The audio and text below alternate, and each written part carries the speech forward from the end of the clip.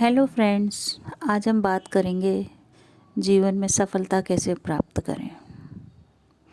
सफलता का मतलब ये नहीं होता है कि हम रुपए पैसे कमाने में सफल हो जाएं, अच्छा कैरियर बना लें।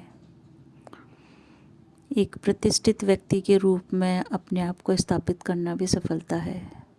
अगर एक गृहिणी है, वो अपने दिन भर के कार्य सफलतापूर्वक करती है और लोगों को खुशियाँ देती है और लोग बाग उसको मानते हैं इस चीज़ को कि हाँ इसने कुछ किया है, तो वो भी एक सफल गृहिणी है। इस टाइप से सफलता का पैमाना हर व्यक्ति के लिए अलग अलग हो सकता है। अगर आप किसी भी क्षेत्र में, चाहे आपका व्यावसायिक क्षेत्र हो, सामाजिक क्षेत्र हो, आर्थिक हो या धार्मिक हो, किसी भी क्षेत्र में अगर आप सफलता प्राप्त करना चाहते हैं तो उसके लिए बहुत सारे काम करते हैं लोग बाग, परंतु मेरे हिसाब से ये काम करना भी बहुत ज़रूरी है सफलता प्राप्त करने के लिए।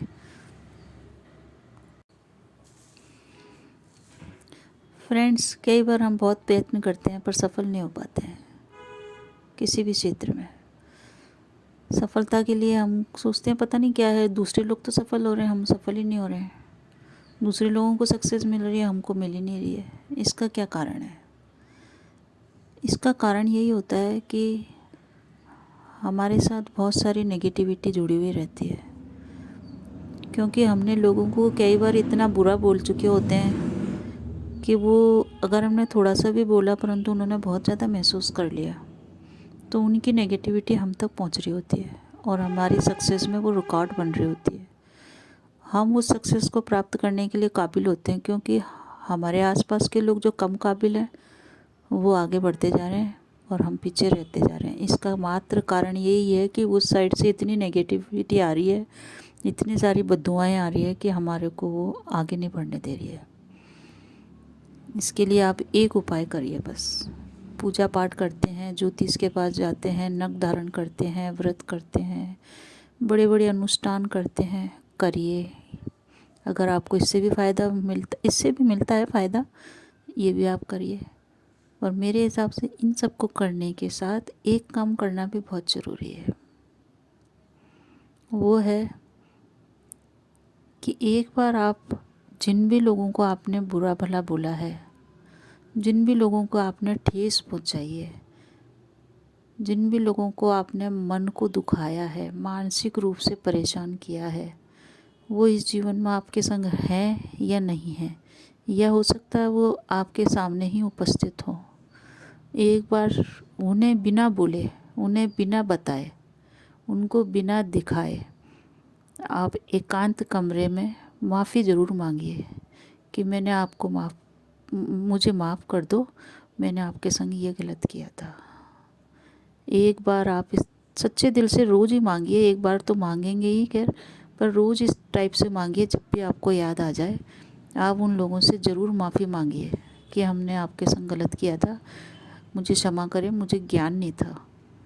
ईश्वर तुमको सारी सुख दे, तुम्हारी सब मनोकामना पूरी हो, और न मुझे तुम इस चीज़ से मुक्त करो और मेरी भी सारी इच्छाएं पूरी हो, ऐसा तुम कुछ करो ताकि मेरे को जो कार्य में रुकावट आ रही है वो दूर हो जाए। तो जो भी लोग हैं उनसे आप एक बार क्षमा ज़रूर मांग लें। क्षमा मांगने से एक तो आपको हल्कापन लगेगा, दूसरा आपने महसूस कर लिया तो वो आपका पश्चाताप हो गया, तो वो नेगेटिविटी को आपने वहीं पे रोक दिया। सच मानिए ये इतना कारगर उपाय है कि इसको करने के बाद आपको खुद को लगेगा कि आप धीरे धीरे आपके जीवन में परिवर्तन हो रहा है और आप सक्सेस प्राप्त कर रहे हैं। क्योंकि जब हम किसी के लिए गलत कर देते हैं तो सामने वाले आदमी को हम कितना चोट पहुंचा देते हैं। हमारा एक बोला हुआ वाक्य, सिर्फ एक बार हमने बोला और उसने 1000 बार महसूस कर लिया, तो एक बार एक इधर से आपके इधर से नेगेटिव विचार गए, नेगेटिव एनर्जी गई, परंतु उस साइड से 1000 बार वापस आपको आ रही है। तो आपको आ रही है तो आपका तो नुकसान होने से कौन रोक सकता है।